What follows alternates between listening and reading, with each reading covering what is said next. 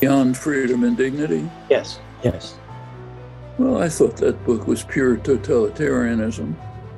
It was about how to control and manipulate people by some master controller who somehow knew all the answers and was trying to organize and shape behavior in their interest.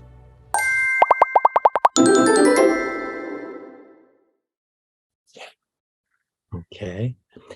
Well, maybe then we ought to turn to a couple of other things, because there were quite a few things in that list, and then there were quite a few things we never got around to talking about. I'd be particularly interested in hearing a little bit more of other kinds of things that have involved you and Skinner, and that history. Of course, I know about the language review, but I also know about the review of Beyond Freedom and Dignity, which I think fewer people recognize or know about these days. And given that I did work there in Cambridge, and although I was familiar with Skinner's work, I was surprised at how critical of his views that review was, given that I suspect that you and he would probably have agreed on certain political things about totalitarian control versus other kinds of control. Well, I might as well give you an anecdote. When our older son was going to high school, he came home with a packet from social studies one day, and it was the packet on fascism. And the content of that packet was some discussions of Skinner and his Walden 2. And I found that the jump from Walden 2, which Skinner had written as this hopeful novel at the end of World War II, which is really just proposing that we should not look at culture as kind of just given to us, but as culture as something in which we could experiment with different kinds of practices. I'm wondering what led you to come out with such a strong reaction to that particular book, and that led to the review in the New York Review of Books.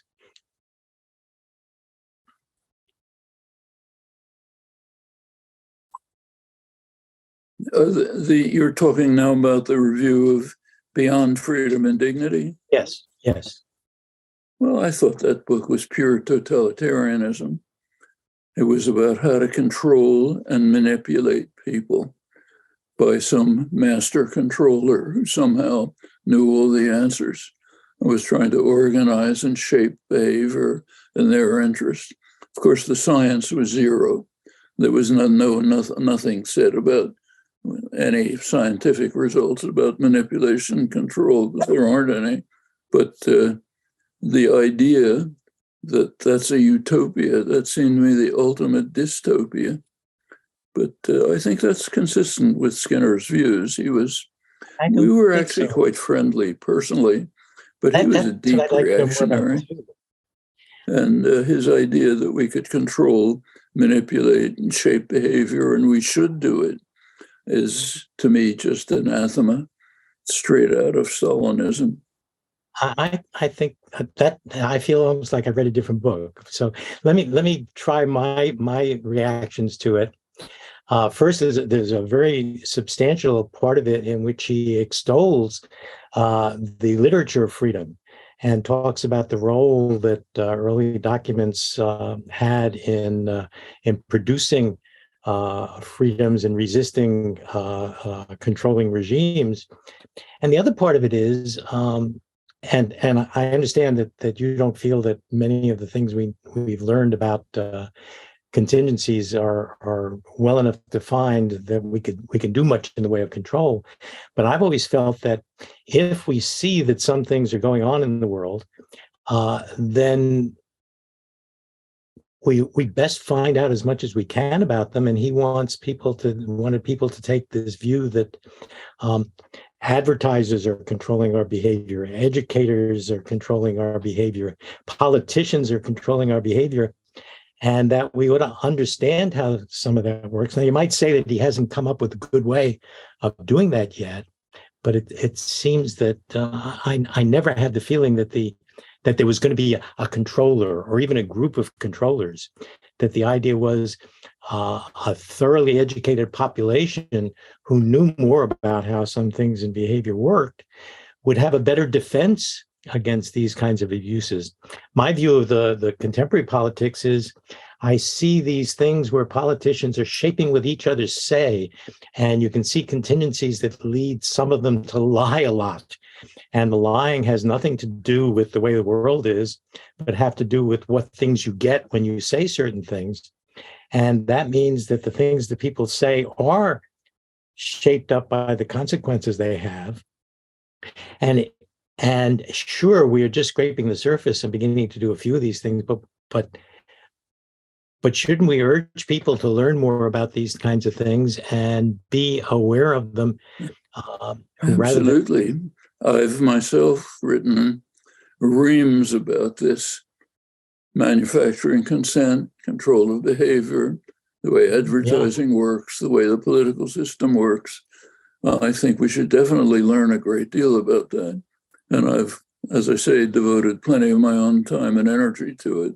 I didn't actually find anything in Skinner that contributed to this. What I saw there was basically restating common sense ideas in the terminology of reinforcement theory, which adds nothing except this oversimplifying more complex ideas.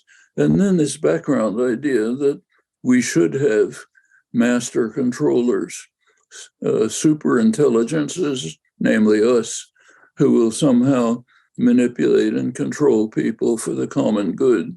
That's a very standard idea. Goes back to the liberal intellectuals a century ago who developed the concept of manufacturing consent, Walter Lippmann, engineering of consent, Edward Bernays, one of the founders of the public relations industry. And they were very clear and explicit about it. What they said is, people are stupid and ignorant. I'm quoting. Population is stupid and ignorant. Quote Reinhold Niebuhr, one of them. They are so stupid that we have to control them by necessary illusions and emotionally potent oversimplifications. And back to Walter Lippmann, we have to protect ourselves, the responsible men, from the roar and trampling of the bewildered herd. Their job is to be spectators, not participants. We'll run things because we're so smart, and we will control them by various mechanisms. That's the liberal variant of fascism. Turns out to end up quite the same way. In fact, there's very interesting historical work on this. So if you look at the end of the First World War, when a lot of these things were being developed, if you compare countries like Italy, England, the United States, same kind of ideas were being developed in reaction to the radical democratic thrust that was developing among the population at the end of the war. And what was this? The result was, how can we control this? Well, in Italy, it was done by force. In the United States and England, it was done by technocracy, by the ideas of a technocratic elite, which will separate itself from the stupid and ignorant population and control them. But the end results were pretty similar. I frankly don't think Skinner contributes anything to this, but it's a very important topic. Again, the jump to that being Skinner, when, I mean, you can talk about manipulating, you can talk about teaching. And if you're teaching people about what the contingencies are, that's very different from taking control. But of course, teaching is one way of changing behavior. In fact, if it doesn't work, you haven't, if the teaching works, you've changed the student's behavior. But the rhetoric of freedom is important, and in fact, maybe let me try another direction of this, because we are now decades past some of these other kinds of things, and there are some directions of research that, well, let me try them out on you and see, that I think might be of some interest. So, for example, I've done some research, and actually I began it back before the American Bicentennial. I don't remember exactly how I got into this, but there was a question about whether pigeons had preferences for having choices. And I did a series of experiments in which a pigeon has these two ways of getting into two different kinds of situations. And in one situation, there's just one disc on which the pigeon can peck, and it gets a certain amount of food. The other situation, there are two discs on which the pigeons can peck, and whichever one it pecks, it gets a certain amount of food. So they're equivalent in terms of the food the bird earns. And what I discovered was that the birds were much more likely to put themselves in the situation where they had the option. They had the option of which of these two things to pick. Not only that, if you increased the number of choices they had, so you went to 3 or 4, they actually preferred the 2 over the 3, so that this corresponded to what a former student of mine named Barry Schwartz once called overchoice, and how it's a problem in human culture and so forth. I tried to publish this at first in a couple more general places, because the bicentennial was coming up. I was never successful in doing that, but there have been several replications of this kind of phenomenon, and in fact, in some applied situations, working with children, when you're trying to work with children and teach them things, giving them a situation where they have options actually provides several advantages over a situation in which there are no options. And this is the kind of thing where it's hard, because it's to control these kinds of things. So it's hard to identify places where there are practical outcomes. But it seems to me it's useful in a culture like ours to know that even I'll call him the dumb pigeon, and the pigeon is literally dumb because the pigeon doesn't speak, has this kind of preference and shares that kind of preference with us. Is your dog barking in agreement? But, and then another of my colleagues, his name is Alan Nuringer, has recently extended some of this to start looking at variability. And it turns out that with rats he's done, and with pigeons he's done experiments showing that you can train these creatures so that let's say they have an array of 4 possible responses, and each time they go into this situation they have to press these 4 levers, but the order can be different. And what you do is you ask that you will deliver food for what the animal has done, provided what it has done is different from any of the last 3 or 4 sequences. And what you get is animals that produce this highly variable behavior. And then if you take these animals and put them into free range situations, they are much more likely to explore, much more likely to get in contact with different kinds of the environment. And the direction Alan is going in is to show that with humans too, you can shape up more variable performance. You can get people to do very close simulations of generating random numbers when some people say humans can't do that. And he's tried to tie this in with our language of volition. So here, out of a behavioral account, you go from what seemed like the stereotyped, you reinforce the behavior, it becomes very stereotyped, it's not variable at all, to now studying the sources of variation.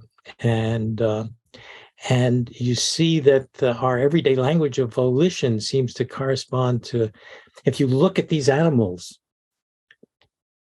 the words that you use to describe what they're doing seem to be consistent with what we do when we're talking about our own behavior and when we're free. So it seems to me that a behavioral view need not involve any of the assumptions. Understanding behavior should be consistent with the science, but does not, and I would suspect that Skinner would have agreed with this, does not imply any particular political system, because we don't know enough yet about the behavior and we're only just scratching the surface.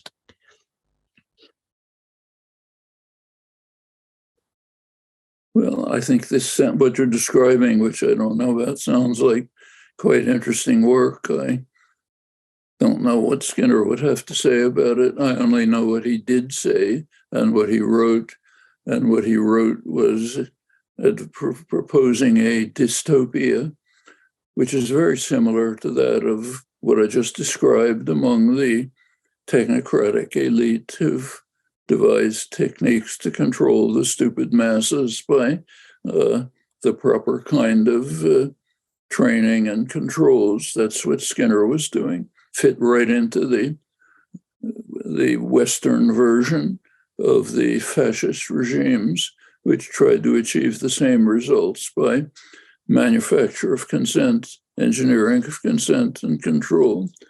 There could be the kind of presentation of, in fact, a good teacher, any good teacher knows that if you want to develop independence of mind, creativity, you put children in situations where they can explore, where they can inquire, where they can create, and not totally without direction, but with some framework.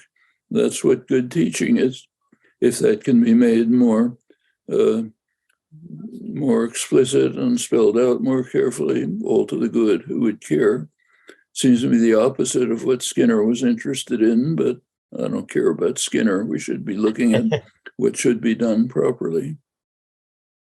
Well. Gracias por ver este vídeo, os dejamos por aquí un enlace a nuestra última formación y por aquí algunos vídeos que os pueden resultar de interés. Si estáis buscando ayuda psicológica, también podéis mirar en la descripción del vídeo, donde encontraréis nuestra web y podréis solicitar asistencia terapéutica de un profesional confiable y que os ofrecerá ayuda psicológica basada en evidencia científica.